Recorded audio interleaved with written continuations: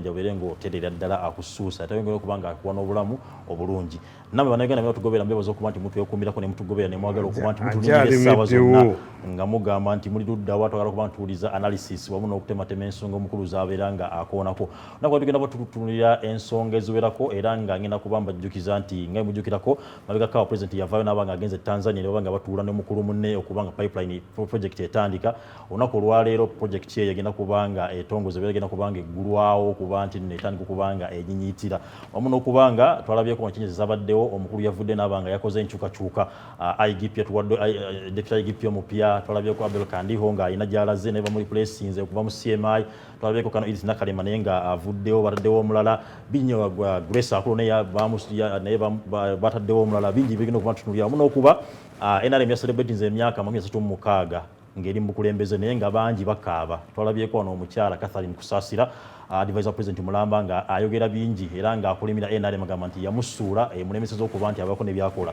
eno enkola eyo NRM simanyi lwaki bulomu bwato waka bane mukuna vune wano kaseera abeera agamba NRM wamu n'okuba nga NUP yagenda tegenda kubanga pesa n'omutemu kubanga abadde ebyo bitingana omukulu Abedi Bwanika Honorable Mulamba yavudde n'agamba nti abaana bali mu makomera bangi bakyadaga abazadde bakaba amaziga kati kiyinza okuba ntikikolebwa kwe kuba nti nno abazadde ba NUP etule wansi ne gavumenti etulamula kuno babeere nga basobola kuba nti naye twabalekerayo topic luli eri nga tugenda naku olwokubintu bagamba tugenda batudda tutunulire ani best chance okuba nti nno ani ayinza okuba nti asikira President Museveni ne tuba nga tufuna emirembe mu ggwanga Uganda peaceful transition between Bobi Wine Kyagulanyi Robert wamu n'omukulu Muhoozi Kainerugaba atugenda batutunulirayo naye kasooke n'okuba nti nno tandika ne pipeline project omukunavu. Yes. Katutandike n'ensonga y'amafuta. Anti kakati mu problem gye muyina nti ekintu mukitunuulira bagamba nti omwana bw'omubala nti amala emyezi 9 oba 10 mu lubuto lwa nnyina. You must add on the courtship.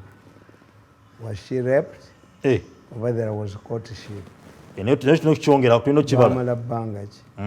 Kati abantu bonna ba commentators aba Uganda when they talk about nti oil batunuulira kino. They don't look what the courtship. That's why they make mistakes. Yes. Oil was discovered by the British. That's why Abaganda balwanira amasaza g'ebunyolo galema okuddayo. Why? Baba lowoozesa nti mu masaza omwo mwe muli ki? Mwe muli oil. Mwe muli oil. Okay. Which means the Bazungu knew this oil.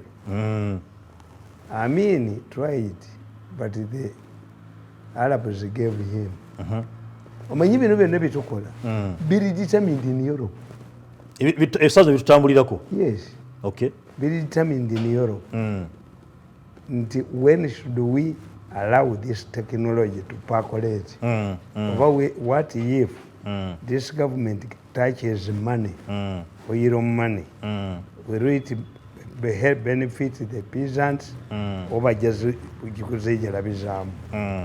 Muyinza n'okusima amafuta ne bagabrandinga blood oil ne mutagatunga. And you have come at a time when developed countries are doing away with the oil. They are going to solar energy. Solar energy, okay. Green energy. The largest buyer of Saudi oil is China, not USA. China is not going to Saudi Arabia. Yes. Okay. Not USA. Not USA. Because balowooza mu mmotoka za solar. Bakyuka kati bava ku oil bagenda ku ki? This future source of energy is going to be the sun. The sun. Because it's constant. Buli omu agiregako given your technology. 2, look what the process of this oil. The president was praising a Munyolo man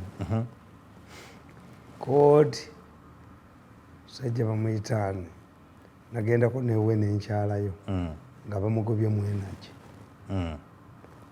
bamuyitaani. I remember the name, I cannot forget the man.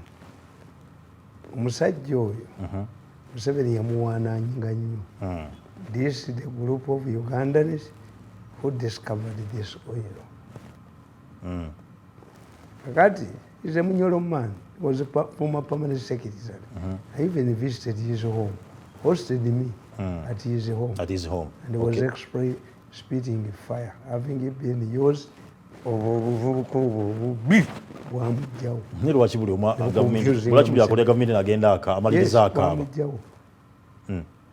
man, every time Museveni mentioned the oil, was mentioned this man's name. Okay. The former permanent secretary of energy. Negobaletamu obulenzi obwo bumwenda bane bumujjamu bamujjamu Victoria University ne bumuleeta ne bumukozesa ne bukanyuga ebweru naye ala bukubye ebbalayimu budduka buddusi bali bubetentera wano emitwe egyo egizonga ku bantu kakati ne tujjamu oyiro ng'atambula ne baga pipeline eraga Nairobi tejagenda Nairobi egenze Dar es Salaam netufuna because there are many factors which many people don't understand about oil. Fortunately for me, I invest. Tirina mutabani wange yasoma oil. Okay. Amumanyi. When they talked about oil, I invested in one of my sons. Agenda some amafuta ago. Kakati, many people don't know, and I wrote this book, The Oil Curse. Almost 15 years ago. Okay. If not 20. The oil curse. Oil curse. Oil is a curse. Chikolimo. If not properly handled. Insuna zone zilimu mafuta zonto benga zitabanguse zilimu entalo abantu mafuta bagenda nayo tebakaba obwavu. In fact, obuyitiridde. You found a smart man, Museveni. How smart is he? Bwe bazuula oil baamugamba te oil ali mu Uganda mutono nnyo. Oil ali Congo. Why don't you talk to Congo? We can arrange a meeting with the Kabila led by South Africa. Museveni told them, if on my side there is no oil, stop it. I'm not involved myself in negotiations. Yali amanyi. Tibamulimba bagala kulya sente. Twogeraganya kuki? Kuki. Banga mungambye wange teri. Ne bagenda.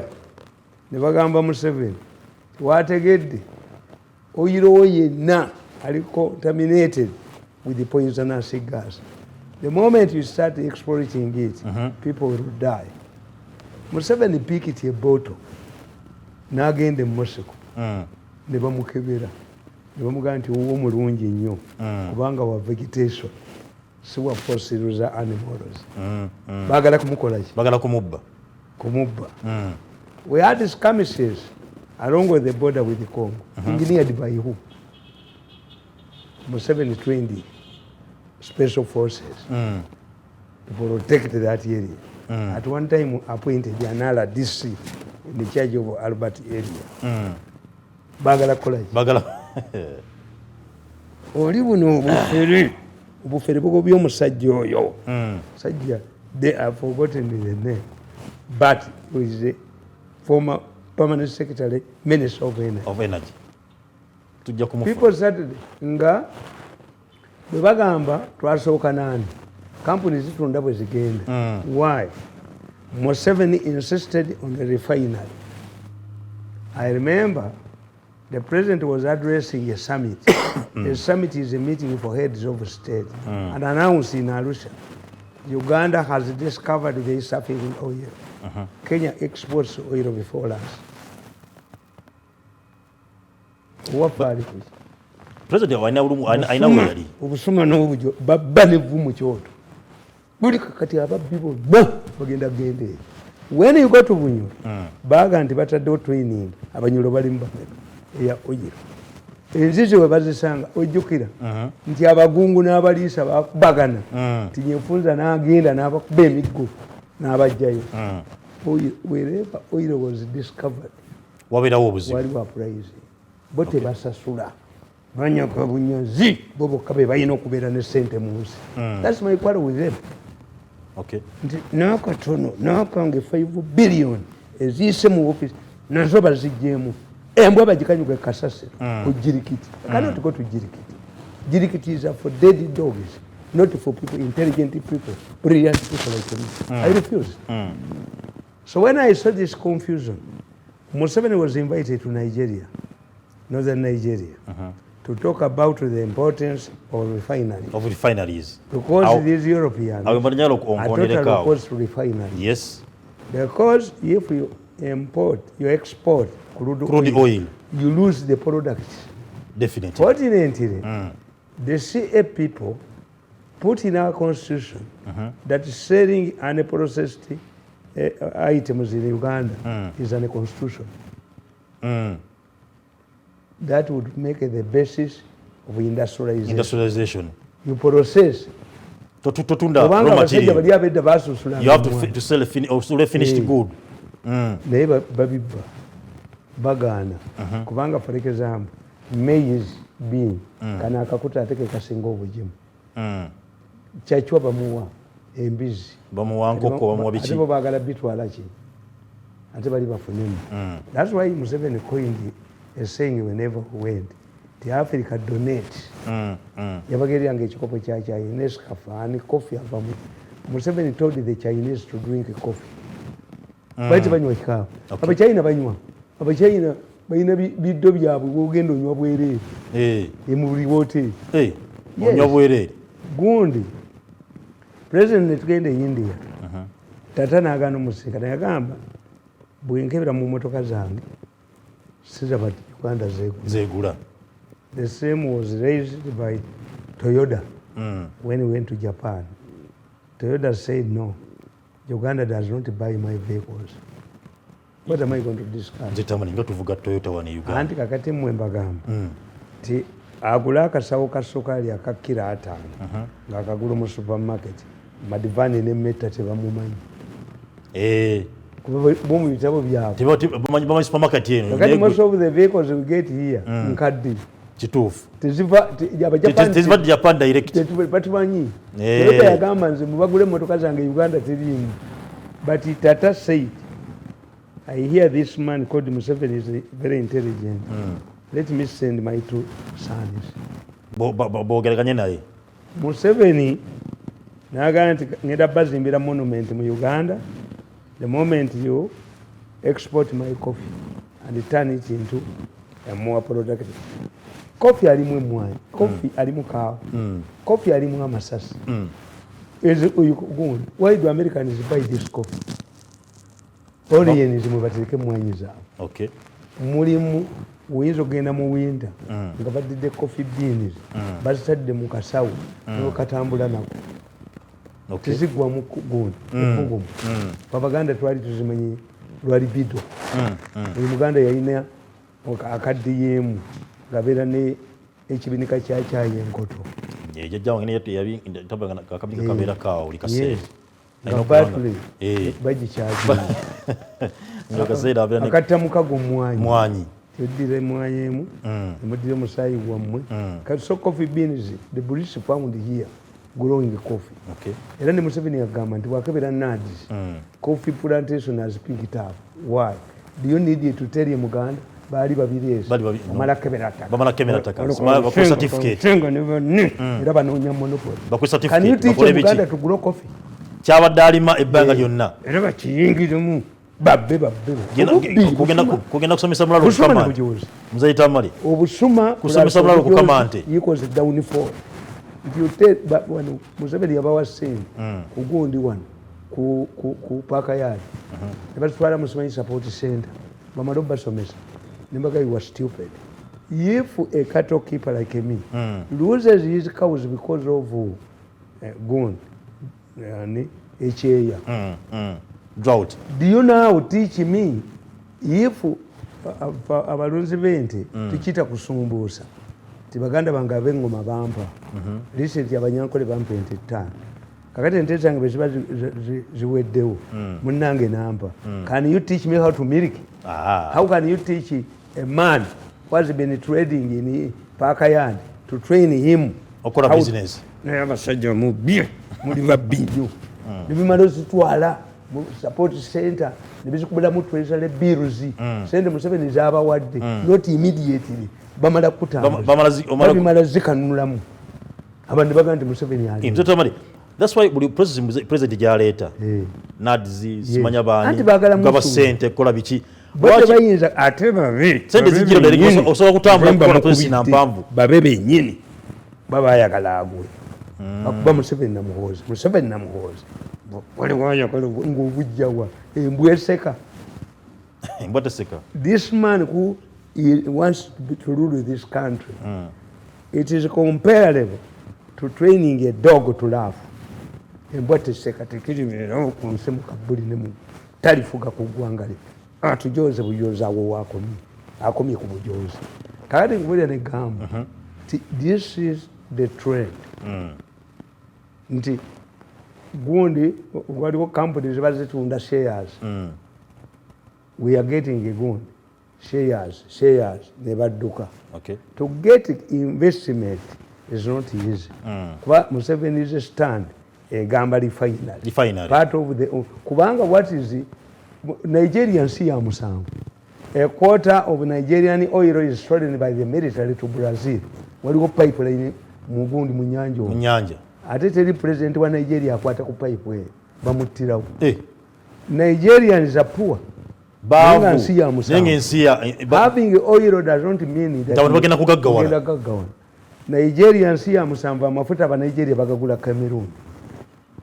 So I sat down and wrote this. Mzee Tamale, before you go to the book, President Kagame emphasizing nnyo refineries. Yes. Wana tukoze tutya. Wani wafu. Ejja kubeerawo. When? But it does not mean pipeline gagana fuluma katambule. Ejja kubaga Benton. Why? Tukiyita tutya.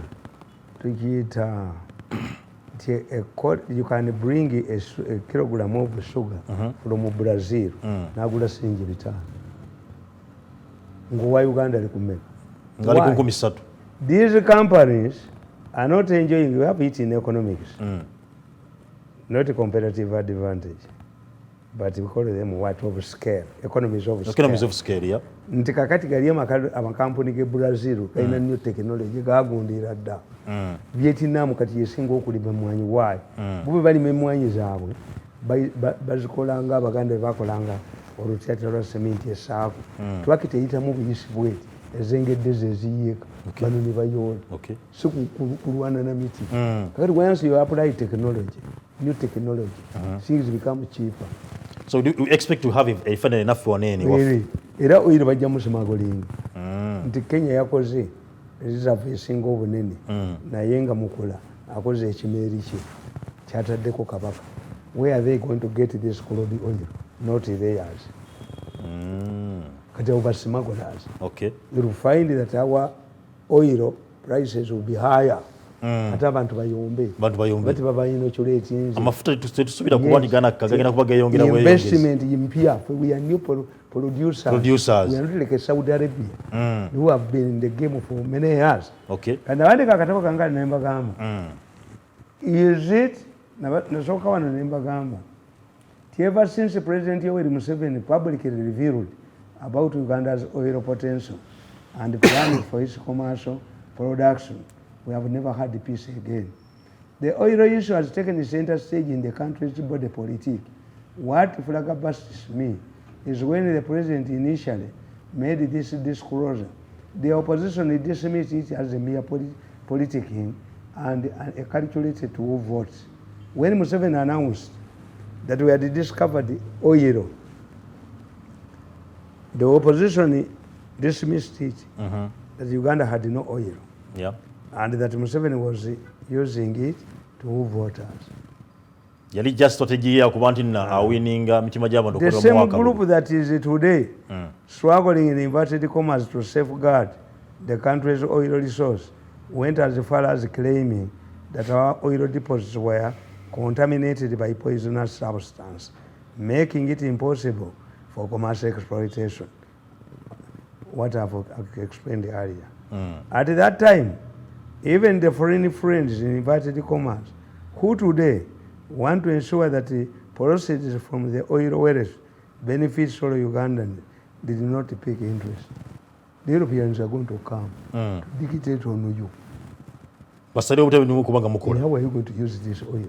Are you going to use it to buy arms? Can't we Neighboring countries can determine which government is in Uganda. If you give it oil resources, is it going to invade us? Oil is an international issue. That's why oil cases are handled only in Britain, in London. Balimba Museveni one, ne bekolera ekisango kyabwe, ne bagenda e Bungereza, ne babba ne beesasula.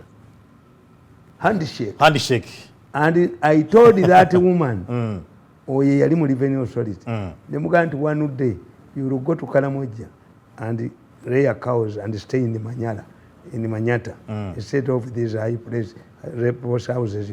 Aliruddawo. Namugamba omukazi oyo, where do you find Uganda Revenue Authority clearing government bills? Sente bazijja mu revenue ekolekiti. One day kati aliruddawo. Olumala okukozesa basula ku jirikiti embwa yaabwe neewuja ne badduka.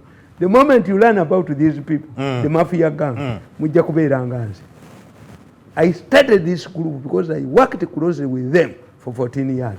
Gwina kubanga okozesebwa boni bayitawo tebalabikako. You are either hunting a dog for them or a slave and master. Era bo bamanyi tikakati abaana badda mu ssomero weewumbeko ogenda osabeyo. Somebody said Mirundi is a nuclear bomb. You have also tested your poor Mirundi. If you think I'm poor, nkuwa niko obugulu embukuba bonna nembumalawo ejogo lyonna nendio nemba kamulanga ebyenda byembuzi kale tugende maaso. There were also attempts to create diplomatic tension between Uganda and the neighboring Democratic Republic of Congo. The DRC raised territorial claims intended to delay or sabotage the oil exploitation process. Some of our foreign friends, inverted commas, suggested that Uganda oil could not be exploited without a formal joint venture with the DRC. The president has usually remained focused and through diplomacy defeated baleta ekisajja nekigamba president amafuta olaba bamaze omugamba nti gali Congo nekimugamba nti nsobola okukyusa ensalo ya Uganda n'agamba amafuta negabiranga gali mu Uganda. Yagamba omusajja n'amugamba yuwe genda nomusuma waabwe n'abagamba Geographical Society yaliwo dda byaggwa ate nakyusage Colombia bakirese sebo kiri awo kitudde akabbi galiwa Museveni alabye abasuma nakola mu state abasuma nayo obusuma obujo plus obujozi yikoze downfall where you have once you eliminate the banyambi bwemukyefuyira mukiwunyira kakati bamwekka kubanga abanyampi twagenda mwatugoba ne tugenda kati bwe mukyenyampira mukyewunye mwe mukinuusa mwekka. This is the crisis in the government. The banyampi left would be blamed for certain things. Kakati nkugamba many commentators have advanced arguments, some of which are childish and laughable. They say oil wells is a curse and that this is what is haunting our young oil sector today. My submission is that the view is unscientific and therefore false. What do they mean by oil curse? But you also said akatabu kagamba the oil curse. Oil curse. Yes. I said, is it a curse or a myth? Once you any item, let us ask, if you get a salary loan and you misuse it, what waga sajjaga yai platinum gabbi nango nkubira simu mujagala salary loan me. I have been telling these thieves and they operate inside this company, this telephone company. I'm richer than your bank, my friend. Never ring me again. To stop with them with the police, those who call them platinum Musmani word. I had to shout obscenities about their mothers. We exchanged the obscenities with the Ekuluku. And since then you have never rang me to look for salary loan. Me. Where salary atengo jiji. Which salary? Which salary? Kati gali imbagagera mugundi kabakubira amasimu. Ate wali wagasajja era nago gali omumunda. Bakubesimu ne kagamba mwe namba zikyusiddwa. Busente bwonna buli ku ssimu. Ng'ojimpa nga mpeereza virus. Ba nga nkuttirawo. Ng'obubbi mbumalawo. Kale tugende.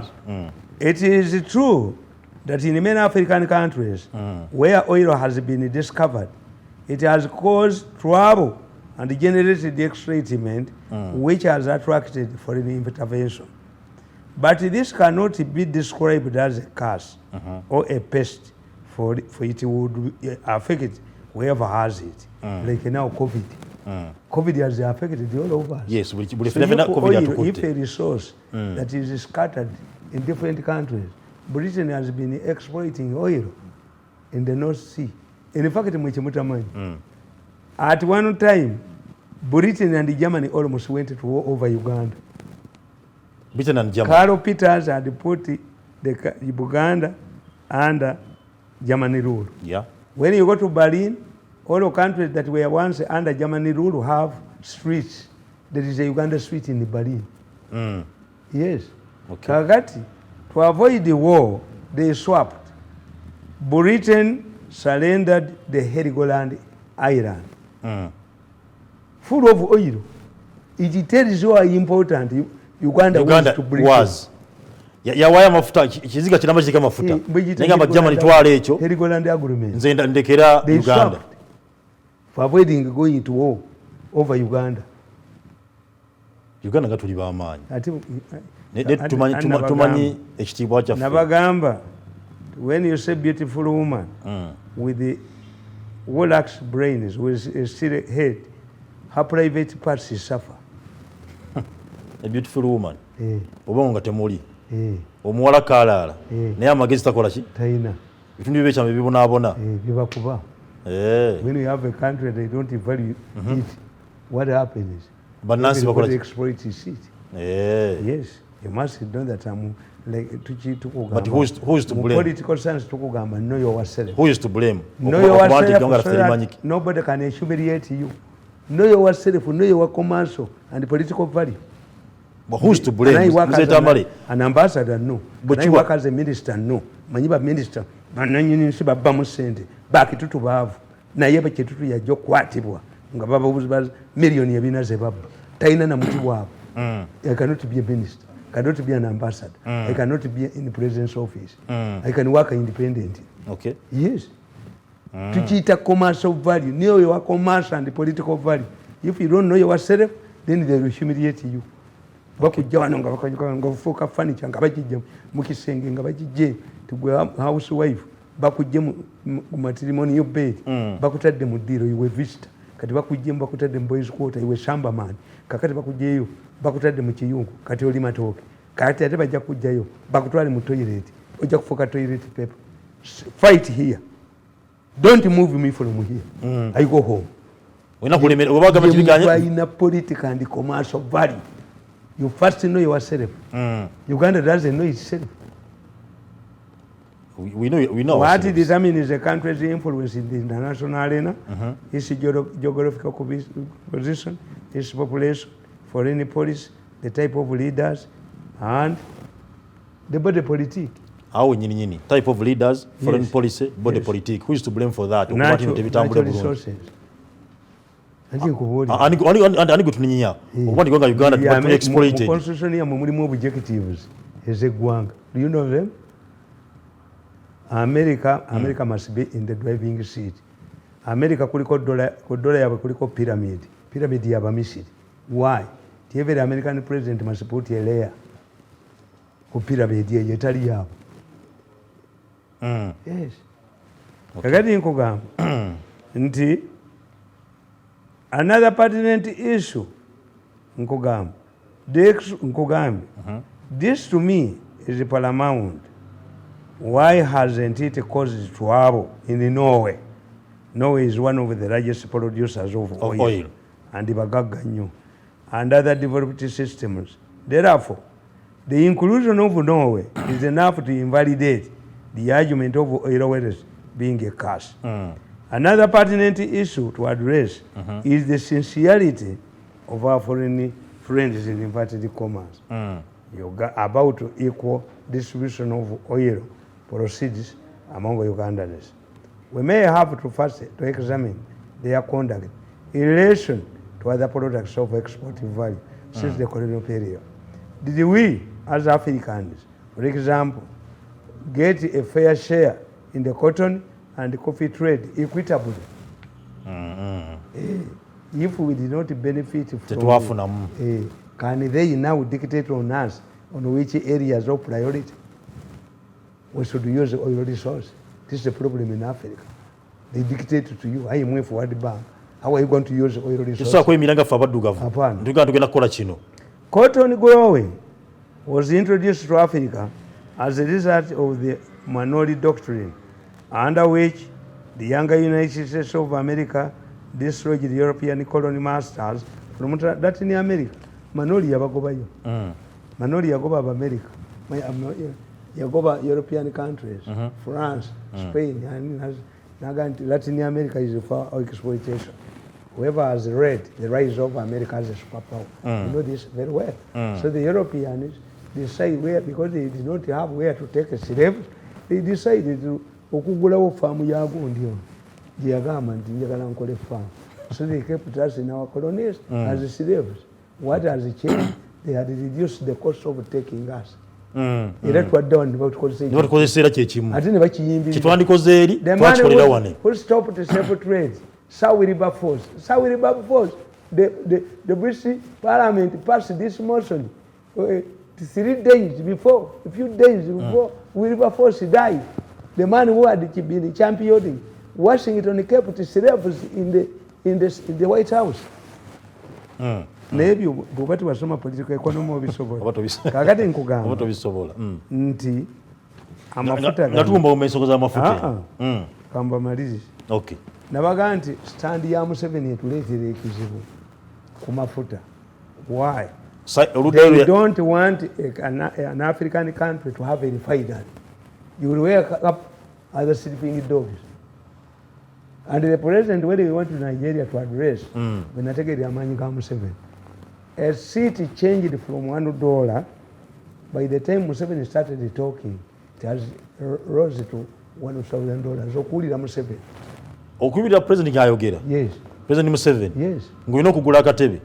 Anti nga bana batudde bakeerawo. $1,000. Lwatuka ku $1,000 nga buli omu ekifo akiwa munne.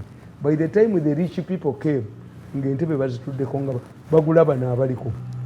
One in Uganda, it is vice versa. The importance of because we are using the Chadian example. Mu Chad, baina refinery. But Gaddafi couldn't allow Chad to have peace. Baina border jebalwani anzu. What we call phosphates nyingi. So it is the interest of the neighboring countries to ensure that the Chad is not stable. Okay. Yeah. Okay. Era mu abazungu temanyi babala. What the Americans did in Afghanistan is what the French have done in Mali. They have left. Tukugambye teesa ne banno oganya. Fe tufe. Embali batiddeyo Abafalansa abawere 10 years. Bamujahidini bote batya kufa. And machines, they have sophisticated machines, cannot work in the sun. Foreign region wars, the invisibility of the French foreign region wars have been decisively defeated, exposed in Mali, like in Afghanistan. Okay. Kati ekyo kitegeeza trend. Mubaga ateesa n'ogaana. Mubaga ateesa n'ogaana. Kiddako bakale. Bayinza okuaminga bali. Kazaabike. Because these Frenchmen banyaabwe bagaanye. Ne Soviet Union bwekyali. Abakazi badda ku nnyanja ne batandika okukabira abaana baabwe. Abajaasi emitwalo 15. Soviet Union gyatwala mu Afghanistan baddiranga mu bbaasi. Eyali pulezidenti wa Afghanistan Najibullah baali tebamubuulidde nti bagenda. Yali adduka bamukwatira ku airport banene bamugamba nti gundi tojja kudduka. Yaddukira tukyagwetaaga. Yaddukira mu Russian embassy bumujahidini ne bumujjamu abatalibaani. Lwaki gwadduka? Lwaki odduka? Naye buno obulenzi tebujja kudduka. Bwakubeera wano baba bajja kububetentera n'entwe zaabwe ne kagira entoweko ne buli waliwo kano akazungu akati ne kajoga buli muntu waliwo ono abajoza ensi bagikubye ne bagiteeka ku ttaka paka lwe balumba. Kakati nkugamba nti we have been made the confusion in Uganda's oil.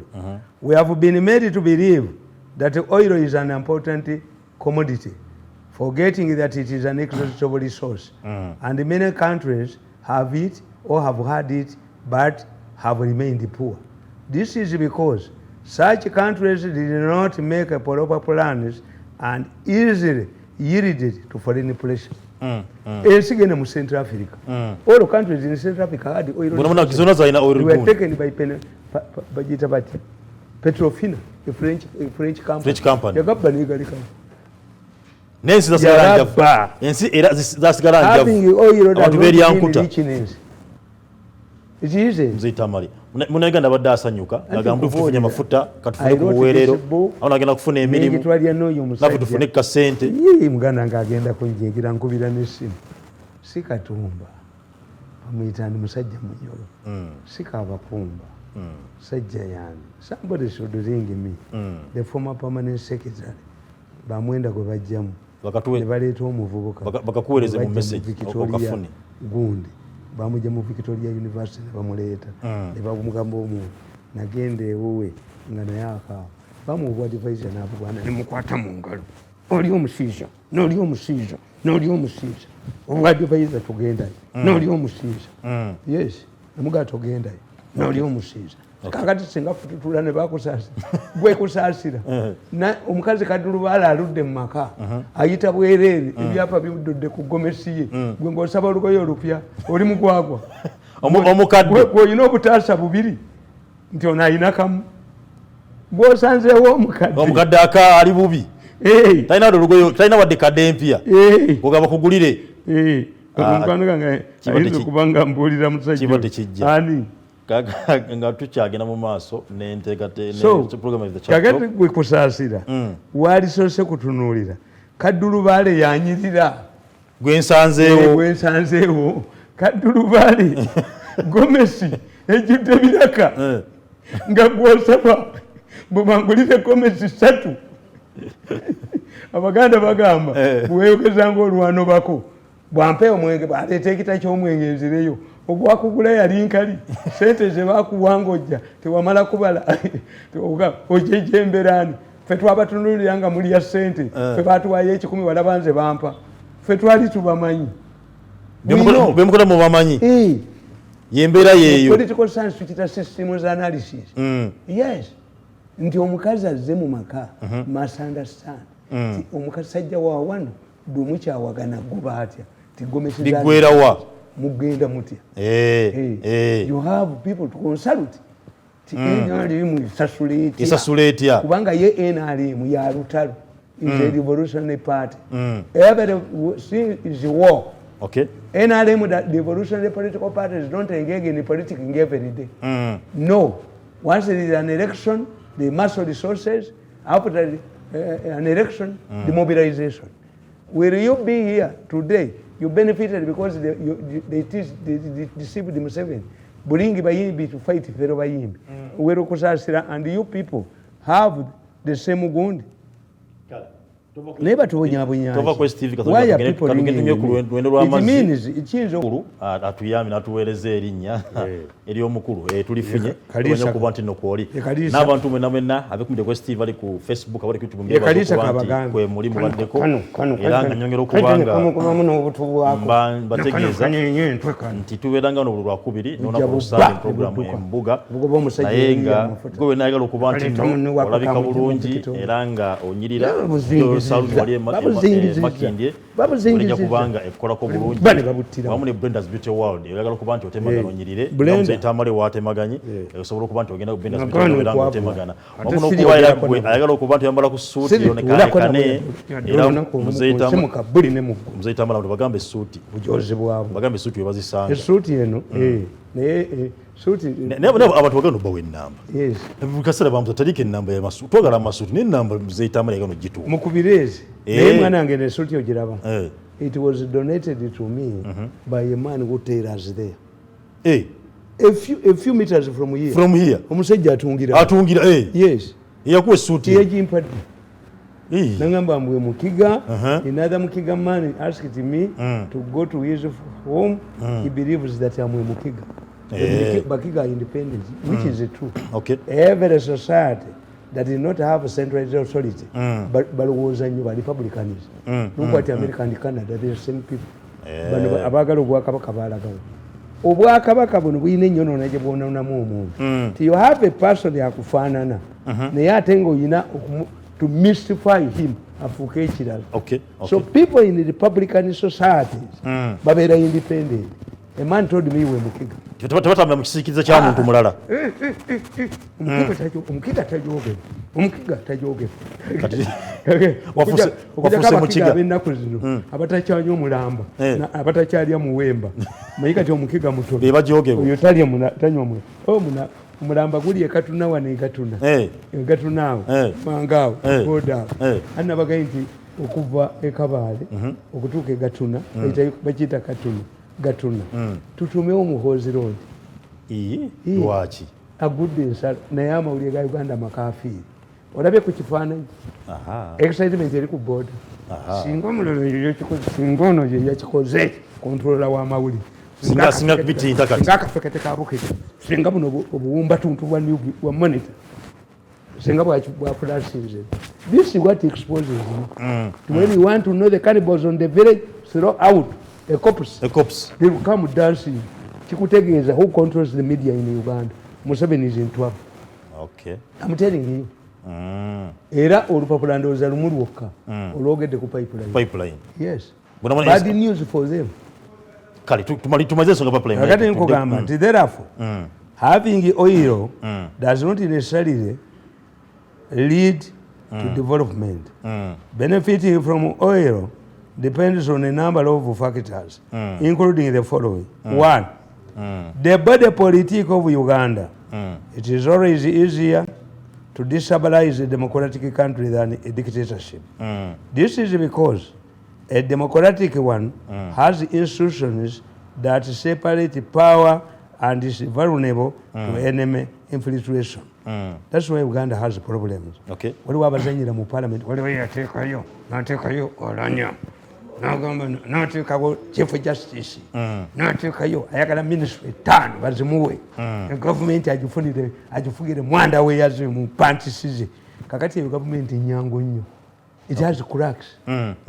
Nze nasobola amatooke nga ndi mwana muto nga tugayita mwaga olinayo enkota 5. This government is a coalition government. Katogo mulimu aziyinamu amaanyi.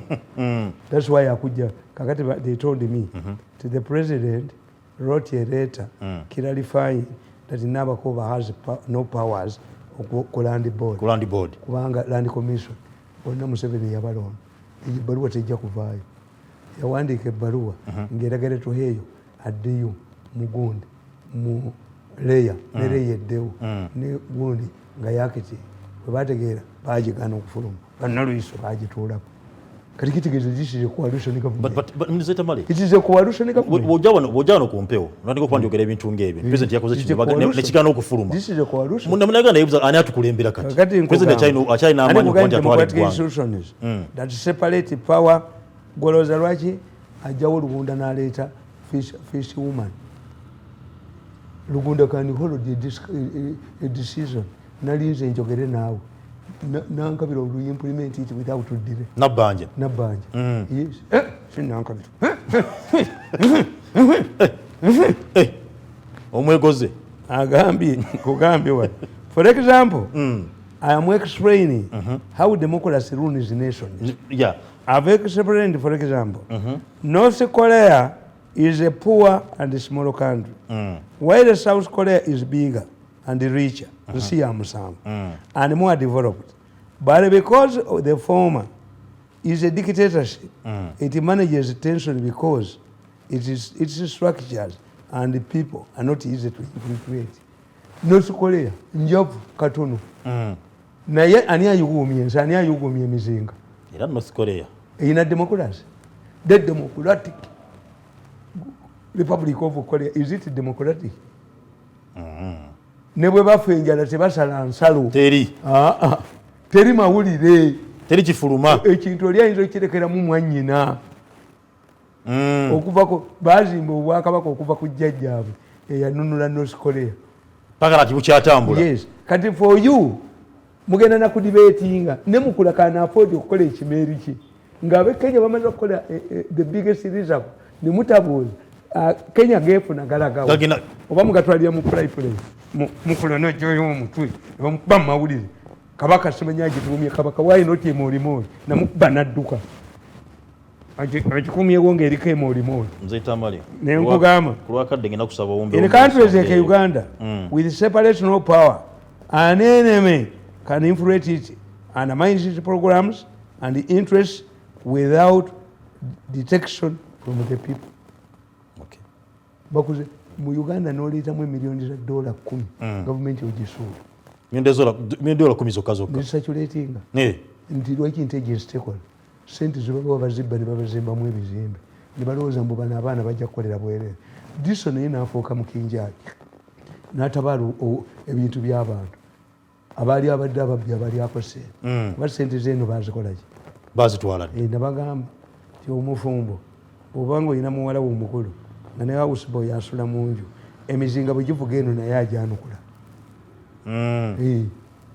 yes oba muprovokinga intubba bwebamala okubba zibba maliriza ensonga eyo for example tukwate ku nsonga endala kakati nkugamba in summary let me tell you okay facts about oil nobody can tell you the exact amount of oil you have. We have, yes. They can excite you.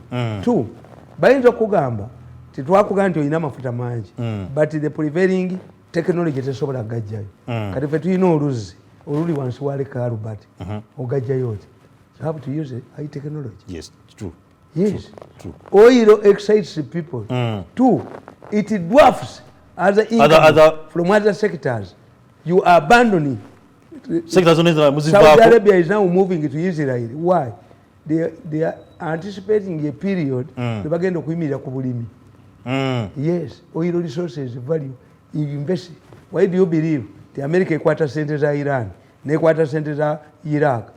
They get this money to invest in America. Yeah. You must invest oil money. It's an extra resource. The moment you get oil money, mugenda kulaba ababbi abalina ennyonyi ate seetabuke babatwale olaba mutta bantu ekifaananyi wakirabye nakirabye kitamba social ate muti mukitegeera ekifaananyi ekyo abakifulumizza bongera kunywereza bano abali aheego obuzibu bongera kujja evidence balooya baabwe babagamba make sure that there is no local activism ne babwa media billioni 10 nze nanyini ensi teyampa ajja kunteeka mwanda weyoyi ntambule naye mukolere nzije nga nfukamire kane mandwa nirudabwe amwe mandu kaniri nirudabwe nagana ningakamba bemba malewo kakati oyo ne bakwata omwana yali ayogera kiriniki emu kankaka ne bamusiba ajje ku social media ajje kiriniki emanyiddwa is notorious nnaku lumu abagikoleramu bajja bakwata kiriniki eyo emanyiddwa bwe batwala abantu ne babattiramu ne bagamba nti kakati mumanyi silence him nabakubidde akatambi eggulu nga minisita agulaba temubanzete silence the local ono omwana yali atuliringa obwongo olaba kesi yafeeyo tojuliranako okulu yali tayiza gikkiriza anti to raise babagamba nti local activism mugicontaining temukiza muntu kubako nti bekalakasa ku nsonga eyo tebakayogera ku nsonga eyo. Yes, kakati ono yebalaze ekifaananyi ekyo ayongereza bali kakasa nti mutuufu ebituwa ebiri waliwo ayogera bakwatirweyo ono akwatirweyo talidda kamwenge ono oyo talidda kamwenge bali mukuba ne bamuttira balitunda mu woteri we n'asasula kakati eyo ate ogenda kulaba nze mbategeera media yaabwe kati they are creating trouble for those people because the case ebali bubi nnyo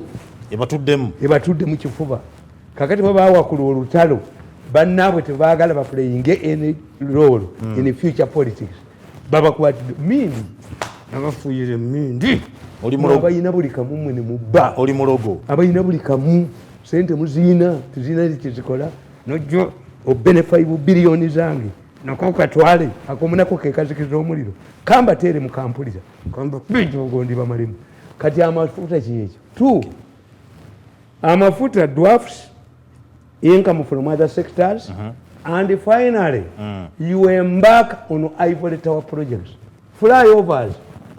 How do you maintain the flyovers? Zitandise mu Kampala nti bwe example eriemu bweti Entebbe express bwetandise okukola bana bayira zi hoteli yeno ze batasobola kutransferinga baguza abaana ne bakuba oluguudo ne balwonoona ne bakuba essasi bayobana emirambo egitereke bannabwe bababuulire abasajja abasomaali bagenda nga wakava mu Lwera waliwo akasozi kali bwekati kati abaana bayingiranga tuleerazi ne bazisumulula abasajja ne babala nti batubbirawo tyawo abasomaali beekweka n'ebiso byabwe muloole omwana aba awalamba ne bakanyuga omulambo wansi baddamu okubbirawo katabuni akola bakaddamu okukula yes genda weekiro abakuba mukuba essasi omulambo mugutebe muguki bwe batuulayo eri kamanda eyabatumye naye gundi takomyewo negundi takomyewo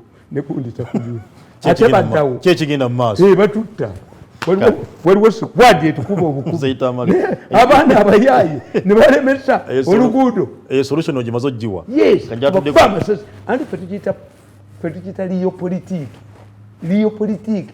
is opposite normal politiki liyo politiki kitegeeza nti kati nzije liyo politiki katudde mu liyo politiki mbakubira eddala mbakunemye mu nsi loko ku internet muganya amawulire kamba yakobo topalagulamu yange nakayisusuko bakubira ekitabo wako bamutte kakati ate bibeerewo temumpadde ssente ye temukyasobola kunfuga kakati ate international community ebali bubi that's liyo politiki kale nze Tamale kuntumaza liyo politiki jatudde ku nsonga y'okuba twava wano nakolokeza abantu okubanga tutulira ensonga y'okuba nti waliwo onzita kumacha bakutta waggulu baba bamanyi transition yo tewali yeyagalanga kisobokulembeze kisobola kubanga kyewalika mu ggwanga Uganda mu kaseera naye nga tutunulira okuba nti nno waliwo omukulu yajja n'avuganya mu kalwa kakaggwa omukulu Robert Kyagulanyi Ssentamu yanabeera nga yali yakwata ekyokubiri era nga yawangula Buganda yonna nasigala nga yemuga nti akaluke kabbiddwa era byabeera mu kkooti byali mu kkooti twabitegeera wamu n'okubanga waliwo omukulu era naye ali awo standby generator era nga justice yadduka kisaaki judgment teriyo omukazi n'awogana n'odduka balikiriza kisaaki chief justice waliwo abamukubira essimu baali aba babiri challenge ate ne boonoona do these people believe that they control this country mwalikiriza omukazi nasoma gundi ye ripooti ye ejogo obujozi pulansi obusuma yekoze downfall mzee Tamale transition kyusa kyusa bukulembeze President Museveni avaawo abantu Uganda egamba bana Uganda basinga bagamba Bobi Wine ajje gwe ono gamba standby generator who is the best option kati that is a sad argument advanced by Mao a man who claims to be a Democrat and leading the Democratic Party that once a DP representative in the parliament dies they select it. Why do this person went with the what? The trust of the population. The population. He was elected in a different issue. Yes. You must go back. Akanema watia democracy. Leader of the Democratic Party as a democracy. Tayala kuwatia dayo. Kubanga is seeing his chibina shrinking. Nti from 14 luli yasigaza munana. Yasigaza munana. He cannot sit down and understand how can I brand my party. Neza mukubanga mfuna abo mwami ebungereza gundi Tony Blair yajja Labour Party nga bagikuba okamala Margaret Thatcher yafuga emyaka 16 ane president okutusa ne batula ne bagamba if we want to defeat Margaret Thatcher we should be more Thatcher than Thatcher herself. If we want to defeat Museveni we must be more intelligent than Museveni. The moment you are not intelligent like Museveni you cannot defeat him. Okay. Yes. So kakati tebamanyi kutakola mitwe gyabwe nti Mao agamba tukigule naye awagira ebiri mu parliament ti president ayite mu kamoli tebamugirako mu kamoli era bagula electoral college naye mumulya mmere kitugimma abaana bafe. Why can't you market yourself nti today if I evaluate your my program nemanyi eno teyatunze nyeno yatunze tufunamu bano bana bebafuna sente but wazereti yesu gye wabaddeko siyabadde mu ggwanga. I record myself. Yes, why bwekiri to go back and listen to my tapes. Nina points zemba developing and zigana develop them in different platforms. Yes. Okay. In many cases where I have seen one person collecting me kuba mala kusoma nti kakati argument yo gyogamba an election is like a World Cup. Okay. There is no small trophy in the World Cup. Chibe ekikopo kimu. Mwina mufuna ekyo. Basically, if you have presidential elections, you judge presidential elections. Amuriat and Bobby Wine are the same. No. How? Presidents of Africa. A miss is like a mile in sports. Tell you half a goal or quarter goal is a corner kick. Enakuba goal. Yes. Yeah. As if we want a goal on Akube near Simuli Dairy Mufanagan. Gwechiri. Nchitegedde. Kakati base ye kumuga namba 2 talina bwafuniramu mu presidential election. Okujjako Bobi Wine mu yafunidde mu parliament. Yes. Abaka abawera ku bangi. Yes. Otherwise bali bagwa. Ebya president byagwa. This is why Bobi Wine yali tamanyi politics. Yali nnyo bulira gundi statement yono omuwala Malindi. Samim. Yes. They were sure that they would win using the forces in the government. Kakati Bobi Wine did not have a fallback position. Nti constituency ye yagireseemu omuntu avaamu eyekyaddondo nti wali baddewo by election ng'oli yekwasiza nti oba mulwadde Bobi Wine najja luddawa. Bobi Wine has managed to control ogoba Mpuuga, ogoba Luzunga Nambooza, ogoba Luzunga kojja wange Sseggona by mob ne Muwanga Kivumbi yabakubirwa mob. Ekibiina kyammwe baabo babaguzi olabe Namboozi Luzunga bwadduka Luzunga kati mwafumbiddwa mu Nuuru mob ebatta ero kabaka yekka ebatta kyekyali Mabesigi kyekyali Mabbenyi. By the way, ogera bwotyo buli muntu abaka abasinga abali mu NUP ne Namboozi babagobereranga nga olaba omusota ono Bwanika temuli. Bwanika is advancing a stupid argument. No, but how stupid is it? How stupid is it? By Mbabazi. How stupid is it? Kubanga omusajja agamba abana babonabonera mu makomera. When you see we have criminals and prisoners of conscience. Prisoners of conscience, it means you disagreed on politics. Criminals must be charged in the court. In the courts of law. How do you negotiate crime? Dr. One, yabayingira mu buyingizi. President yamuwa 3 square miles ne Sembegwe batulundire embuzi enjeru ne bilioni 6. Where is the money? Bwanika, where is the money? Pesa yote iko wapi? Mbuzi njeru iko wapi Bwanika? These people talk because you don't know them. They cannot raise their heads when I'm around. Bwanika attended the first briefing of the president, Air Gun, iPod. And he was advised to join the iPod, he must have a political party in the parliament. You can't form one. He cannot form a party and get the MPs. Bwanika. Against when you pick at. Kakati alete ekyobusiru. It sounds well, but it is completely nonsense. You say, if these people committed the offenses, crimes, let the government charge them. Yes, he's a man. You negotiate crime. Negundi yagamba. Gundi. Babas. Tibesi jitutese naye. Ngali mukomera. No, it means buli anawangulwanga ngamutesa naye. Kwegamba omusajja bw'awasa omukazi gw'abadde ayagala omuwala ku kyalo. Ng'alemera mu kitala naye omuwamu. You've lost. But Mzee Tamale, Bwanika, abana bangi bali tortured. Uliriza bali tortured. You cannot. Sasa nabachali makomera. Abazadde babe bakaba. Muloza and government nsiru nabagamba. What if they going to sue you? How much money are you going to spend? Charge them, try them. If they're innocent, they'll be innocent. Chedabaganda temusobola gamba buna obufere. Obwali bugenda okufera amongi. Ate tumuwabira mu komera ataate. Mwagenda okufera amongi n'abatwala mu kooti. Police ne bakwata. It is to be amongi. Okay. He was reported the police. Does it mean that mukitenge kya gondi nantaba? Nti agenza awabidde omusajja amugoba nti ate musibe nantaba. Enanga namuwa taito mugagga. Inside my mind. Bwali wandika katabako inside my mind. Yali bya bulimba. You say inside my mind. Inside my mind. Ajja kutunda nnyo. Bayogera bya busiru naye mugezi. To defend your busiru is not easy. To defend your busiru. No buyimirizaawo obusiru. abandi babugula. It's not easy. Inanga is an intelligent man. Highly intelligent. Defending a Busiru. Busiru. A woman who has survived an asylum and reported it to Kayunga police. And the police did not come from Kayunga police. The police came from Kawem. The man was picked from handcuffed from a police vehicle. We have seen policemen losing their lives in the protection of suspected criminals. Never mutta. Atoitotya nantaba. Tamale. How? Omuntu mwali mukutte, mwali mugaiti yafiiriddemu exchange of fire. Exchange of fire. Nemu mututte, mwali mututte nabwa ku police ye Kayunga. Nimu parading abamufaanana. So that nantaba n'omukuumiwe bajja ne babalondamu. Identification parade.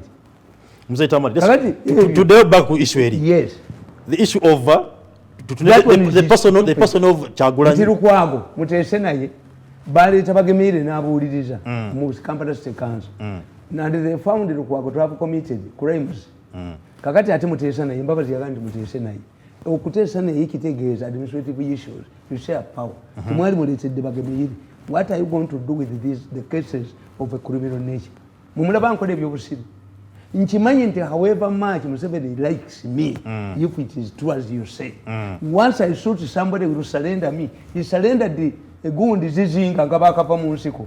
Museveni cannot protect you. He does not condone criminality. Haja kuwayo.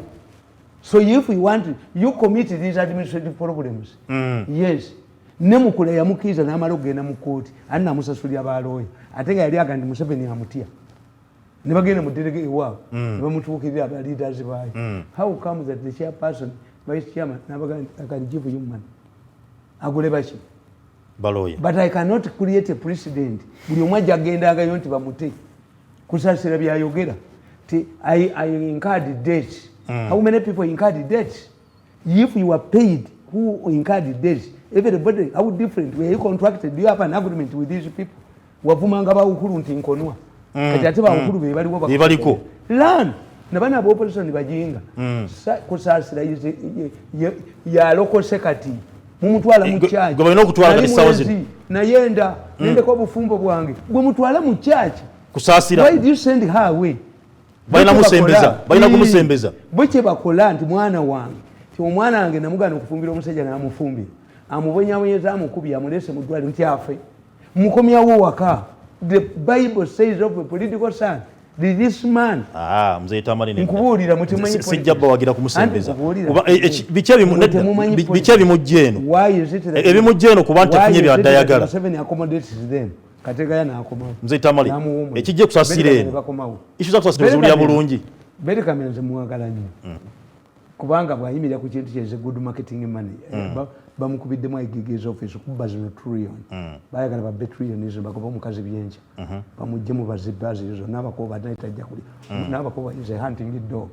Kakati Betty Kamya yaleba president agenze Namirembe mu church. Ne bamwana ayogera. Nagasebo president.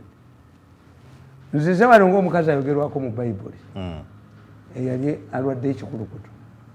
Naye yajja nadira nakwata ku gundi ku Yesu. Yesu nagandi mpuli omunagiro gwange bakukutte ko yawuli amanyi genga gakola. Naye ekikulukutu kyawe but she did not get permission. Abaganda bawe federal tajireetanga ne federal alliances but is in government. In a crucial job. This way Museveni scores over you. Tigwe Mirundi mulowooza nze singa kofekete kabukide kankube emyaka musanga nakalema agambe nti bayise nyabo bankebera omutwe yurupe sinda basu manja bukedde kuri byasina mujjawo lwansonga mubanja sagala afe mbabanja milioni 10 kabusinga they will sell their private properties.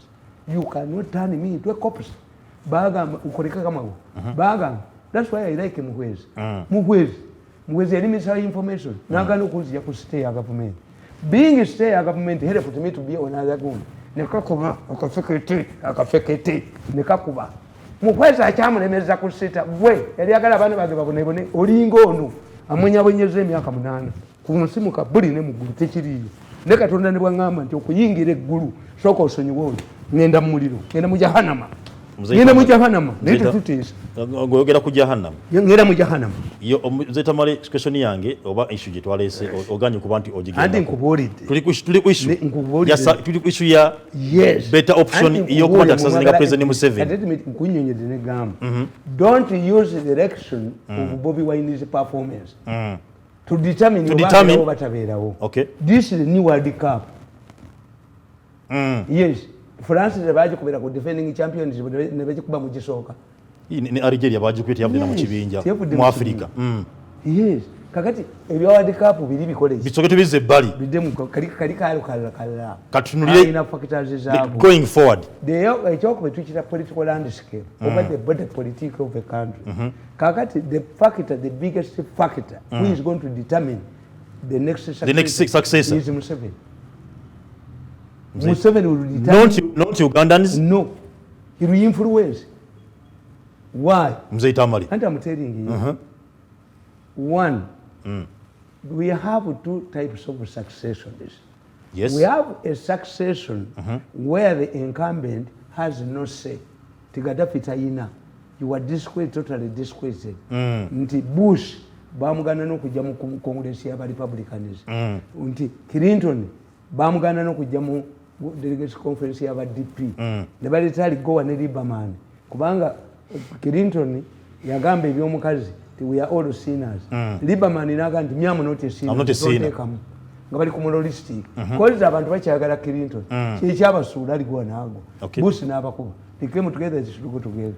Kakati Museveni tanaruka your situation. He has a high percentage. Where's the percentage? It is there. Where's the percentage? And you were talking about your biased mind. No, not a biased mind. Where's the percentage, Mzee Tamale? If Museveni ababa with 80%, singate mwe wa mulukudu. Can you cheat 80%? Which means I accept it. Museveni abakubira kumwanda estimating. Museveni has a large percentage. Abantu abagala stability, abagagga ababbi. Kati n'abagagga ababbi ate nabo weebali. Abatya bana bali ku misango. Bamanyi tebajja genda Hague. Bawandika ddamu tetujja kujja gondi COVID mungi nnyo. Kati Museveni COVID n'amugjawo. They are going to be fugitives. Mzee Tamale, Uganda high percentage. Otubanga tugenda tusoma ndigenda mu kalulu. Lwaki mamba zivaayo, lwaki police evaayo, lwaki bina security gonna ne biika ku makubo. If it's a percentage ng'agirina, bwabanga agirina nga kituufu agirina. Violence is like a sickness. A mosquito kills more people than an elephant. A group of hooligans can come and burn the city. Tekigisaayo byonna byonna. After election violence. Naye kayunga gye kyaliyo. After the violence, you go nkugambye nti bano beerwanyisa bokka. Mu kayunga mulimu the largest gold mine in Uganda. Gye baagaana okudika. Are you sure? Nankabirwa gye declaring. Era one of the issues is kubyamu kwagala bagiteeke bagikalizeeting. Yeah, you know these people they operate. Kakati nkugamba that's one. Nti Museveni is comfortable. He has a large following. Two, Museveni has seen nakugamba nti nze bwe namala ng'okuba ejjirisa mu desiki Museveni naga towards done it nga nze ensemba y'omulayiro anti bw'akuba akuwa bw'aba nsemba y'obusungu babumwedde sosoka tokulembera obeera mabege ekyokubiri if you go to court and you tell the court nti nze nja kwogera mu lulimi lwange bakusekerera but you benefit twice. He speaks, the judge asks you in English, which you understand. The translator translates for you. You have already made an opinion. An opinion. Yes. Onakyusa ne gwe nga basazeewo dda. Yes. Si bino byakuddamu nakwanukula. Please answer. No. Kakati Museveni alabye Bamugabe n'alaba Moi how he was treated nga bamuziika. Why? Eyali amuziika yali buwe Uhuru n'alaba Bashiri amukutukidde mu ngalo nga Bashiri banne singa tewabaddeyo kawunta ku Bashiri babadde bamuwaayo bali ne bagamba abaakola naye ebikolobero bw'aba batwala naffe tugenda bano tubajjewo. This is what has saved Bashiri. Kawunta ku yesevinzani Bashiri ali luddawa ali mu makomera ag'amaanyi ennyo Nalufeenya ge yasibira banne. Omanyi contribution y'Abasiru mu Sudan? Eri mukulembeze wa Sudan yali asobola kutemako Sudan ne batamuwanga. Weba tried this ne banyume. Naye eki yabakola talina mwana. Yaggala amasomero gonna ne Yesusu naga tugende mu South. Buli nyumba n'ekaaba tubate. Ate n'azannya n'awa Southern Sudan independence Darfur n'ekaaba kati ab'eddafu baagala independence very mugezi neyijja ku ttulabi n'abeerawo n'afuna oil resources is an intelligent man naye ekyamuyamba ki bali bamutwale Hague. So this international trend Museveni katonda mwadde visa Gaddafi yajjanga wano ennyonyi mukaaga waliwo lweyatambuza Museveni emirundi egi weyapotinga mu buli moto buli nyonyi taliimu ennyonyi mukaaga zikudde mukaaga kuli mu kwengula Gaddafi yaggwawo Mubaraka bamutwala nga yasaamiridde Mubaraka Sadat bwe yafa yalina vice president we Mubaraka nga bamuyita Musiru underestimating a person bamuyita madman mbawudika ebbanga lyammwe n'obujozi n'obusuma n'embikuba ku ttaka mulizimba birala naye Mubaraka omusiru era bwe baali batta Sadat Mubaraka tebamukwatako nga balowooza Mubaraka musiru yafugira Misiri emyaka emeka era ye yagamba saagala vice president mwaŋŋamba nti Sadat yalonda musiru nze mumusira bamusiru abeera vice wange tebamutwala mu kooti nga yasabye bino binaera President Museveni abiyigiramu which means your successor has a large goodwill you must get from Museveni from the president unless factors change. Two, Museveni tonamu writing off. Why? The removal of term limits, the removal of the 75-year cap enabled Museveni. Kasategera nga mubizanyira mu will come back. Kubanga mutuse ku conclusion. The only way of removing Museveni is by standing down. Tewali agamba nti mukubi kakati gogamba otya ti golo wa mama lokuva mu golo tukube penalty tikiriyo get sharp people tukube penalty nga mu golo nkalo nti obwongo bwamwe bunafu if in 2014 professor yabaga nti abobuzabuli that man cannot change an inch ajaba baba malevu nanyini singa yagamba bwanjavu wazanzije yongero njavu wazi ate kati natuka ku conclusion sikyayagala save. The dangling money, did you sell your accounts? This is government money. If government feels that I did some work for it, another government will give me the money. Stack your pesa ya damu. Kati ndabecho onkola. Okay. Mukazi w'obwano bamujjeyo mangu ngatanafuna basajja balala. Kati amuhadini. I'm used to poverty, what he calls the poverty. Tewegumya nino kanindeko. Kati maze okufuna ku independence kyagala bujozi. Yes, you use my company Mirundi Media. Not me. Okay. I don't have time to attend the meetings and the rest meetings. Sikyabisobola ebya breakdown. Tinaka ba minister bajinyimirire. Tocha sobola. Nyimirira ku president ye kaka. Kale. Kakati kankopoli. Ekyo kitegedde ekyo. Three. You talk about alliances. Alliances how? Museveni mkulya akatogo tebali amwenkana. Okero lutwa yegattane basemogerere bonna babidandisa. Akatogo n'akaliya n'akamalawo.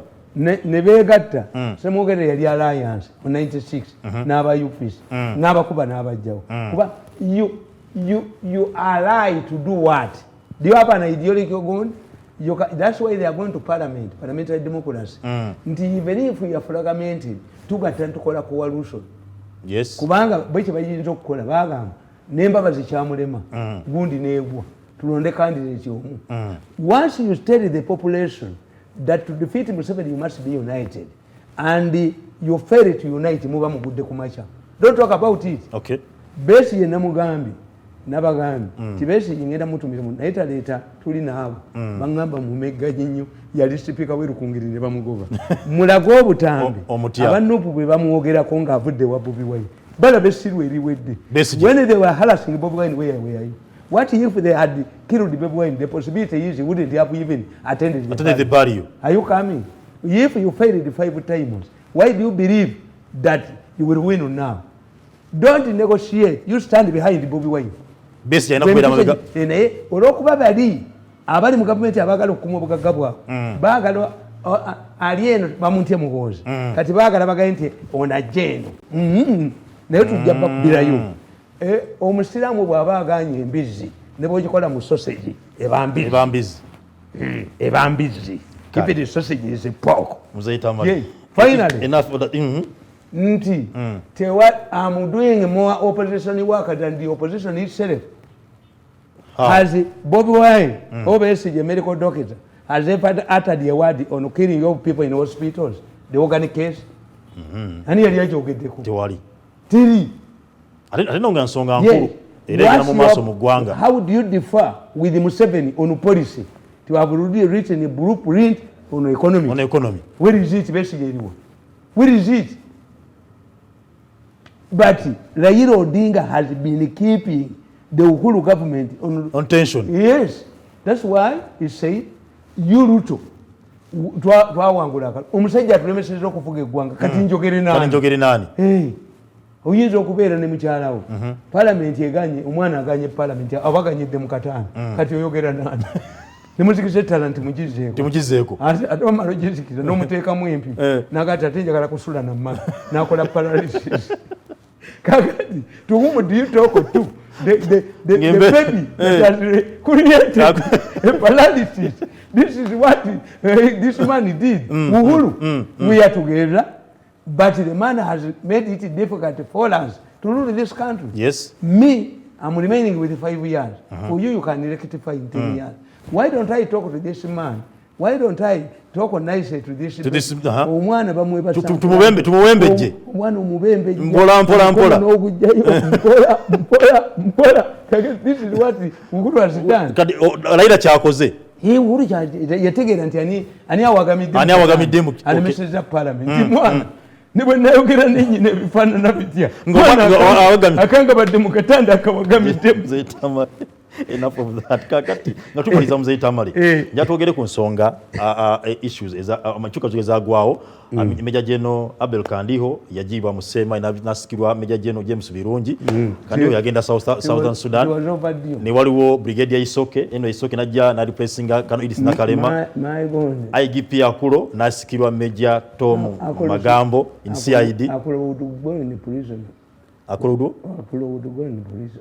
why mumawanga malajja kwatibwa Akulo Kitutu yamukwata n'agamba nti babadde batabbaawe to terrorize people in Kitutu's home n'agenda n'anyulayo abantu Akulo kuba Akulo abadde mu leya babadde sente za leya bazisheyalinga. Are you sure? President n'amugamba kwata abasajja babiri n'agaana. Akulo nabaga nti keesi ya omukazi ono emuyiwayo nnyo ne Kabusenga ne Kulubya Kabusenga yalunchingirawo nti akoze egundi olwo Kabusenga New Vision n'Akulo babadde balina triangle. Akulo abadde akwata abawa Museveni information. Omukazi president yakwata billion 15 naziwa abasomesa ne bayita omukazi oyo ne muwala we union y'abasomesa nonga sayinga ebiwandiiko bamusiba ali kitali takwata ku 10 let us see the entrance in the banking gundi but we footage omutuwe uyu tasobola Akulo should go to prison. I hear is sick. Okay, nature will take his course. Okay. Yes, ngaba dacha ali nakabina kali yake Akulo ye side direct atayina kyakoze naye nono management magambo anokutegeera Meja Tom Magambo they will deserve him finance because this is department in the police mukama wabo abatakuwadde sente. The new inspector general of police, this man, the one with the deputy must solve Geoffrey Kasigazi must solve the police sako yaba police amaje yabo and wajibwako ensimbi zabite none who is stealing this money from the police, and that's why the police is hostile to Museveni kubange walala wonna kyobala bamuwayiriza nti sente ezo Museveni azimanyiko nga tazoogerako. Muzeyi should move. Umayinza what pain is me. Museveni handles a lion alone. Embona emutawanya olujja namege empologoma naye embwa nekola ki? Museveni akwata empologoma n'agikuba ku ttaka muntu bwomu embwa n'emutawanya embwa n'emuzunza olujja n'emwetolooza nti dyame saako yaabwe ekola eya poliisi ziriwa babajjako emitwalo 10 every month. Yes, who sees it can be used even to buy weapons. You must find out this a lot of money. Ziragawa. You have 50,000 policemen nga buli omu bamujjako emitwalo 5. Where does this money go? Era zikola ki? Kuba tewali kye babawaayo. No, but this money tezirabikako.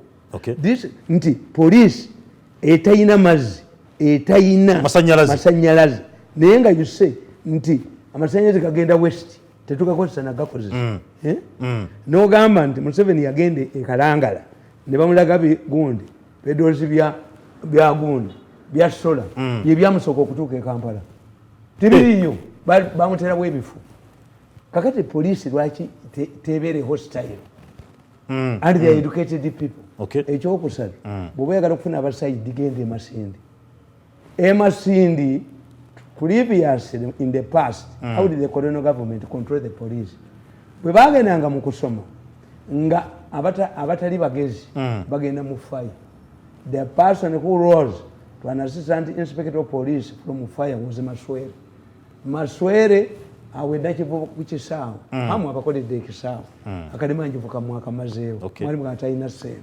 kakati awo enakivu waliwo petrol station ekwata omuliro Maswere yayavula okuva ku fire n'aguzikiza n'amukuza era Maswere yalina omuliro bandizibwa the first person to rise byekwaso the first person in the history of the police to be inspector general police from Railway police temuva bantu the elite departments in the police special branch anti-site babalondera Masindi kakati abasinga obugezi bonna bali mu VIP protection why batambula nabebweru abagezi abalala bali mu traffic police kakati site teyinza kubeera mu batali bayigiriza Meja Tom Magambo omulaba nga anakola mu kifo ekyo waliwo lawyer is qualified lawyer ali Masaka. He made a mistake, he committed a grievous mistake of interrogating Segiri. Bamugoba, bamuganti, mukazi yezimu nakubira n'essimu. Muko w'amagye omulema gwe bappa. Akasajja akawumba tutu, akawambala disi wa Masaka. Ne deputy we Katerega. N'abapoliisi bonna bagenda ne banywayo omuliro bateeka musiraamu. Etagenda. Akasajja kabafuga. Kadi essimu y'omukazi nekagiremera. Bayo nene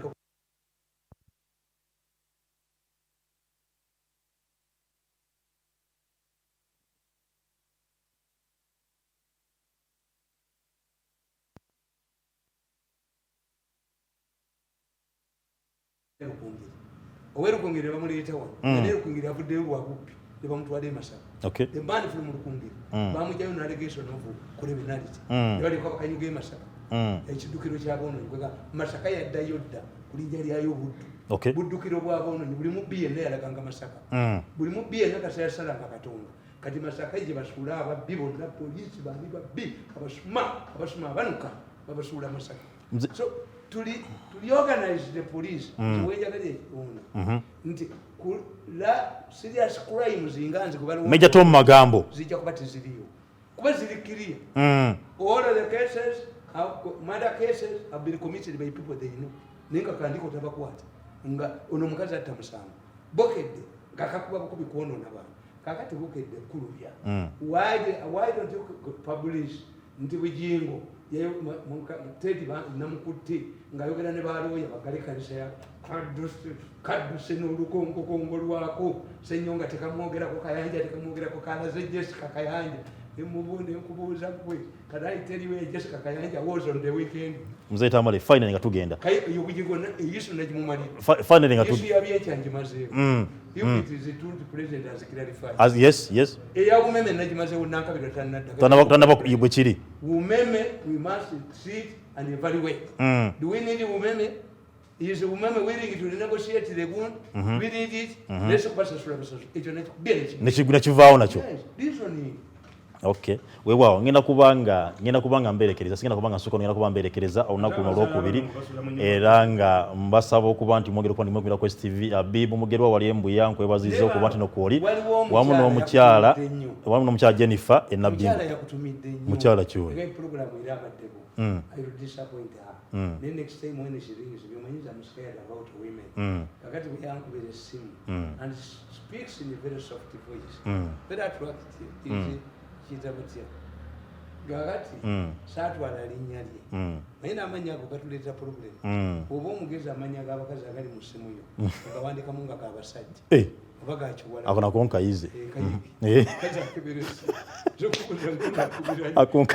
waliwo omukazi wa yunivasite eyayokya ebigezo by'abaana ng'alaba omuwala amuwannyo mu makisi 98 yakuma musiki kati museke nezibula ebikozo by'abaana bikoleddwa ku university bikendaka sigenda kubanga nsukka waawo ndikodinga erinnya lye naye atufolowinga nnyo yaŋŋambye nkutumire nnyo ate umaintaini bane njagala kwebaza mulamu wange akulabirira alhamdulillah tomwogerangako hakki endala waŋŋamba mwongereko simwongerako omulyango gwate assalamu alaikum warahmatullahi wabarakatuh mukama bakuume jabo tusinga olunaku olw'essande programu embuga